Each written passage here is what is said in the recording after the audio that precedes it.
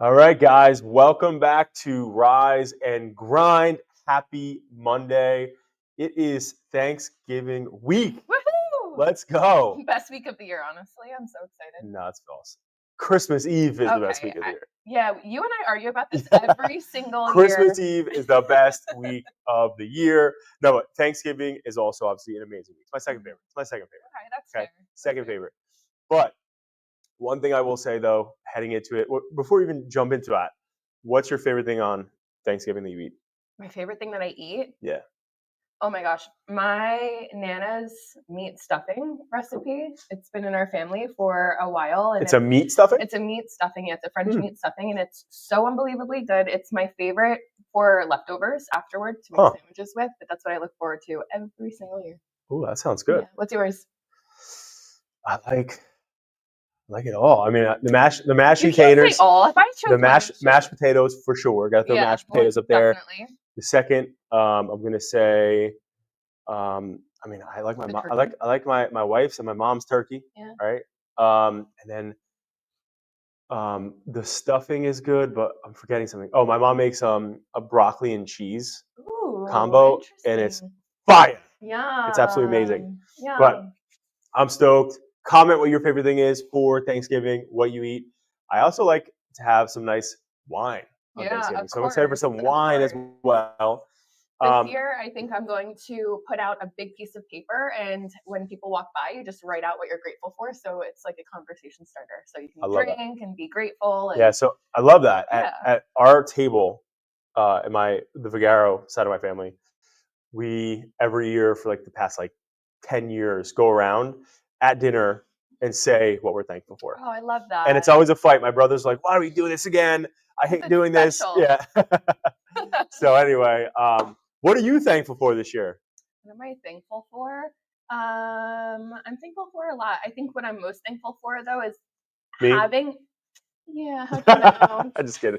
No, I was going to say actually having such a strong circle around me this past year. There's been so many kind of challenges and triumphs and hills and valleys, and looking back, if I didn't have the people around me that I did, it would have been a completely different experience. So in a way, I am grateful for you. Yeah. Oh, there we go. I'm grateful for you too. That's actually a really great thing to be grateful for. I'm gonna piggyback on that.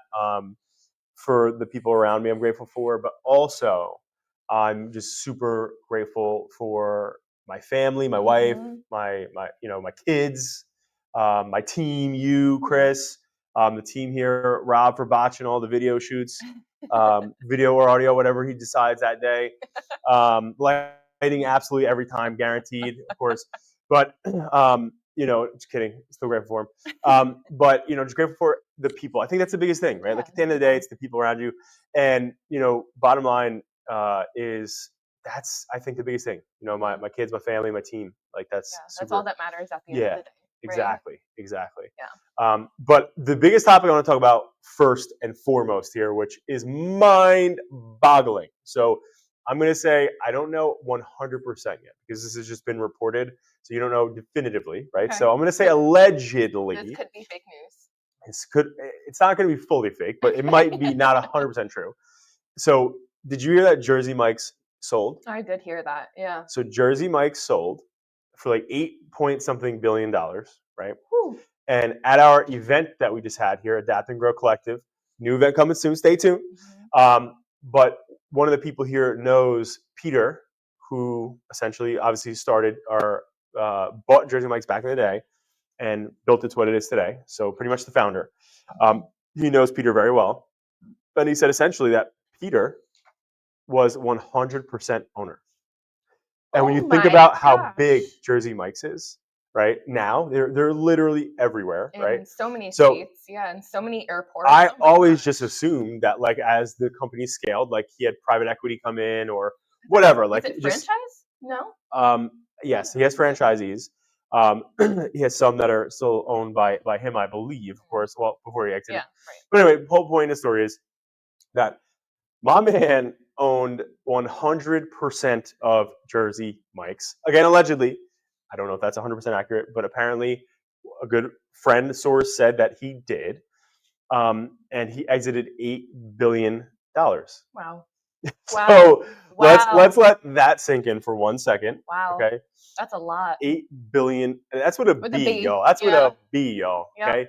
8 billion Wow, for making sandwiches. for making subs.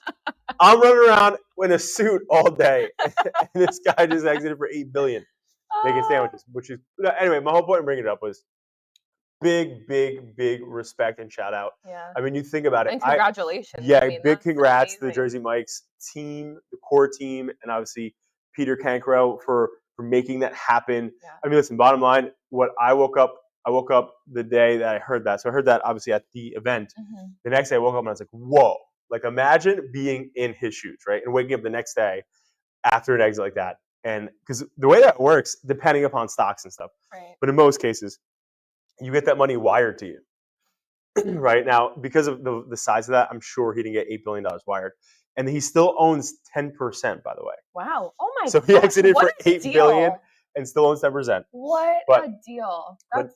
And he's still going to remain the CEO. But the whole thing at the end of the day, it's like imagine being in those shoes and knowing that if he just parks that money, that like him, his kids, their kids, I mean. For it goes on and on. I mean, realistically, his lineage is set for that's how old money is created. Lot, exactly, for a long time. So yeah. Anyway, but what got me excited about it was like again, like as a person who's local, right? Like technically from where we are, his house is like around the corner from here. Yeah, he's in Bayhead. Yeah, but and it goes to show that the smallest dream can turn into an $8 billion deal. I mean, that started I think his first location was here. Yeah, it was right around the corner.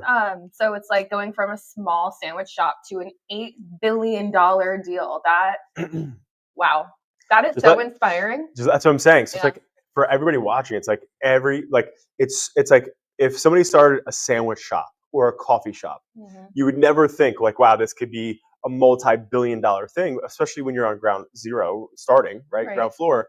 But it's like when you think about it, like. This guy is a local guy. People know him. People went to school with him locally. Like, and he just exited for $8 billion, 100% owner. And I'm sure again, Howard Schultz, who started Starbucks, like people probably thought the same thing. Yeah. Like literally, like the way that we locally know who this guy Peter is. Howard Schultz, Jeff Bezos, like Elon Musk. The list goes on and on. People see those people, know those people. And saw them achieve what they're achieving right now. And it's just motivating. You know, it's like everything is possible. You have to work really hard, right? And clearly, you know, he did, the Jersey Mike's team did. And, you know, my hat's off to him. So congratulations to them. That's a good point. Like you could have two businesses that offer the same exact thing, but the owners have two completely different visions and the businesses will go in two different areas. Yeah. Right? Like one might stay a small local sub shop. The other might be an $8 billion business. 100%. That's amazing. Yeah. All right.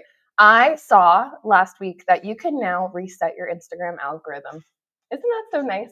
Well, okay. So it's nice for the people who maybe they found themselves on the dark side of Instagram and they don't know what type of content they're getting now, which it does happen from time to time. So you can reset your algorithm to basically retrain it, right? Because everything that you interact with is what your Explore page is going to start to give you and your feed is going to start to give you. So if you have found that you need a reset for your algorithm, you might want to, or reset on your content, you might want to reset your algorithm.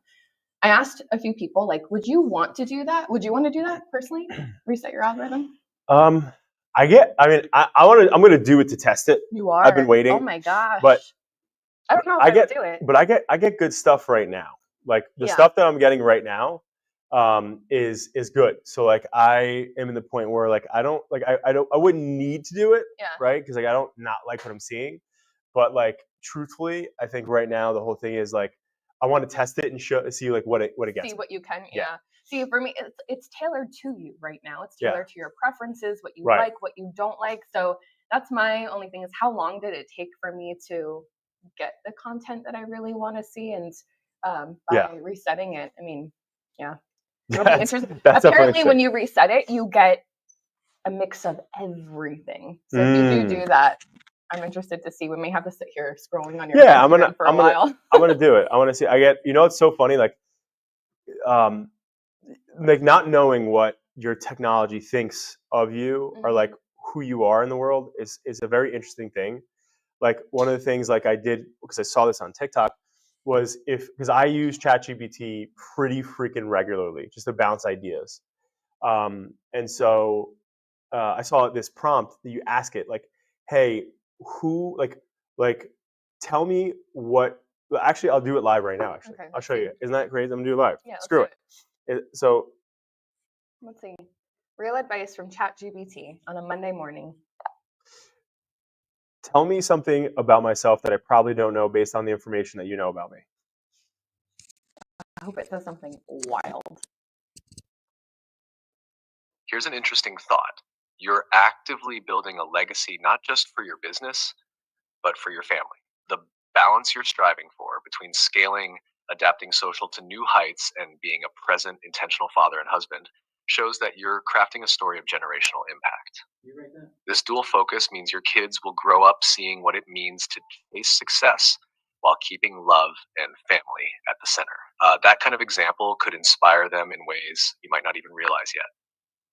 That was beautiful. So first of all, I heard that prompt, but what that does is it builds off of the questions and the conversations you have with it. Oh my god. So I'm constantly asking about my kids. I'm asking about business. I'm bouncing ideas off of it.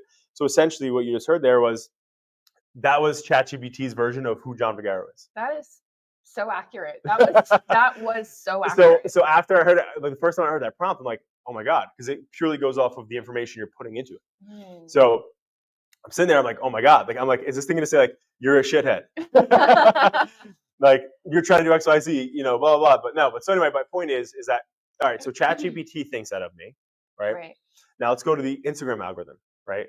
Now the Instagram algorithm doesn't talk, but like if it could talk, what would it say based on what I'm viewing, what I'm interacting with, who I'm messaging with, the things that I'm saying, right?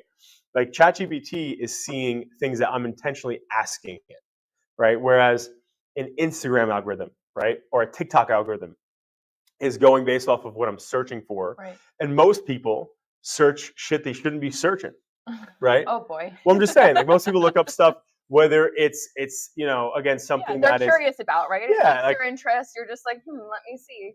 100%, right? Like people, again, like even for the political stuff, like people who like Kamala Harris, I'm sure were Instagram searching Donald Trump to see like what he's doing, what his like campaign initiatives are, right? That would pop up in the algorithm, right? That would be shown there, and vice versa. So it's like it's interesting, but like that, I feel like if an algorithm could talk on social, that would be really interesting. Yeah. Because that would be more of like a, hey, here comes your skeletons out of the closet, more so, not terribly negative, but I'm just saying, like, because again, I think it would say what this just said, because I'm typically looking at all Instagrams. I mean, for business stuff, I look at parent stuff, I look at product stuff, tech stuff, marketing stuff, you know, but do I look at like, you know, Nelk Boys pounding them back sometimes? Yeah. Do I look at Dave Portnoy firing and yelling at employees? Yeah, sometimes. So there's certain things that are like, you know, but anyway, the algorithms are interesting. And this right here, the one thing I want everyone to understand that I just did that live, right? The reason why that's so interesting, right? So before, when I had the Tesla, I found that so insane because, again, my Tesla would drive me from point A to point B without me touching the wheel, right? I had to give it the recognition, but it would drive pretty much autonomously. Right.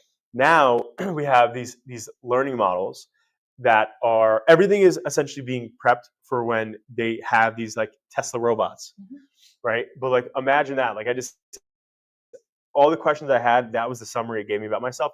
What else can these things learn, and how else can they do what they're doing, right? So it's like people are always going to be watching us.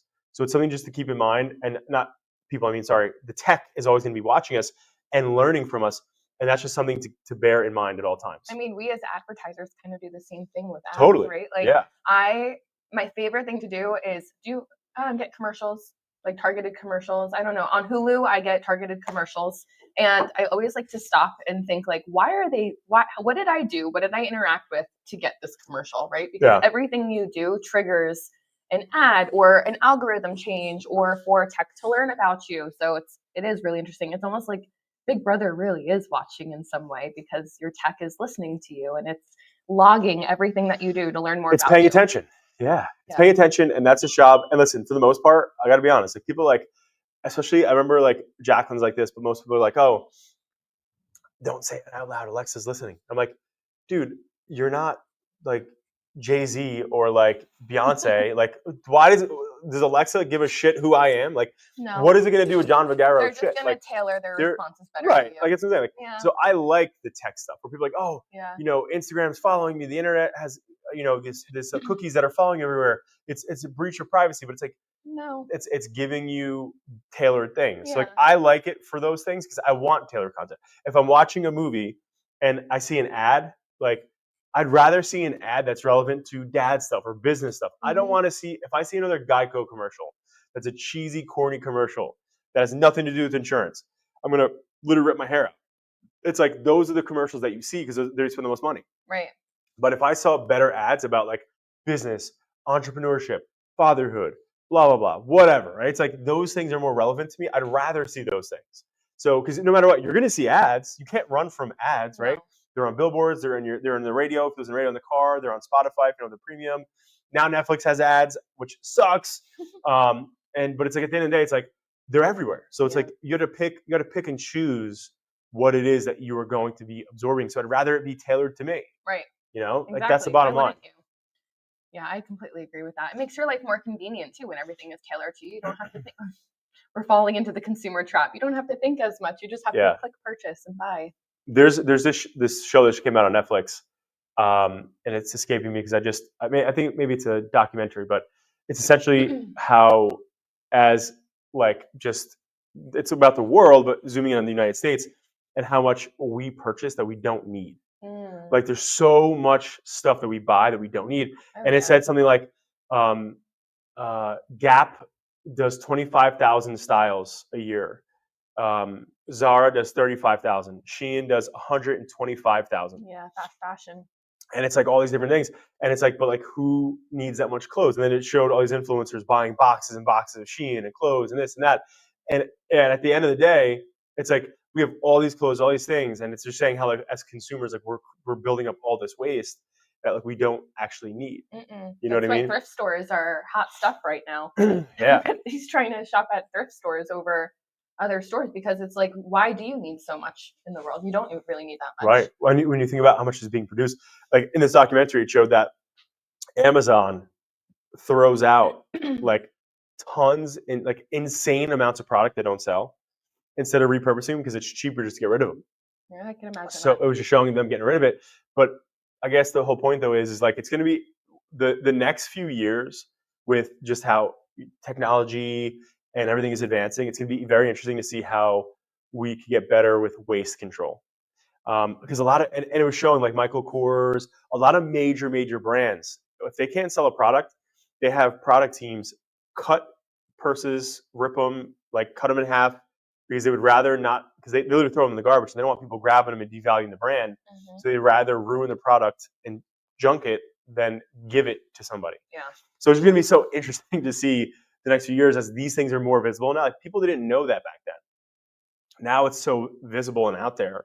And it's going to be so interesting to see how people waste because it's, especially with food, like literally, I think it was Panda Express on this documentary. It said that Panda Express, because they had a lot of homeless people going into their dumpsters and eating all the food that was left over at the end of each night, that they started mixing all the food together and putting coffee grinds in it. Why? So that people wouldn't eat the food. But why not donate it? That's what I'm saying. It's crazy, right? So it's like at the end of the day, it's like that's something that like is screwed up. Like if you have a food place and you're not moving product at the end of the night, you have extra stuff, give it to people who need it, right? Like at the end of the day, like, they weren't going to buy from you anyway. Nobody's going to buy it. You're going to throw it out. They're worried about profit over people, and it should be the other way around.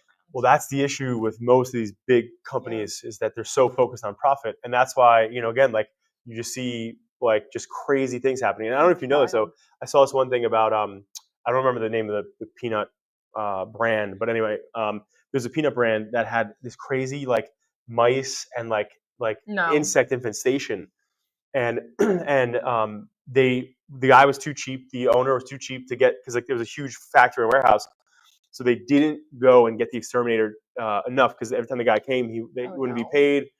Long story short, the health and food came in and they found all these insane amount of insects, rats, and bad. People started getting sick, and that's when they led back to this peanut place. And but it's all about money. That's crazy. You know, that's the crazy part. That's But gross. again, business, you got to make money, right? But you got to do right by people. You got to do right by your consumers. You have to do right by people. Yeah, of course. Yeah, that's big. Wow, that's wild. Yeah, it'll be interesting to see where people are becoming more aware. So with the awareness, what change does that? Yeah, what change the brain? Yeah. All right. Well, I think that's all she wrote. Yeah. So, all right, guys. Happy Monday. Happy Thanksgiving to everybody out there. We're so grateful for everybody who's been tuning in to Rise and Grind. And again, we're so thankful for everybody on the Adapting Social team who makes this happen here on the production side, as well as just our entire staff at Adapting Social. We couldn't do what we do for as long as we've done it without our team. So we're super, super grateful. And I always say this for our past team, our present team, and our future team. Super grateful, guys. Everybody have an amazing Thanksgiving, and we'll see you next time.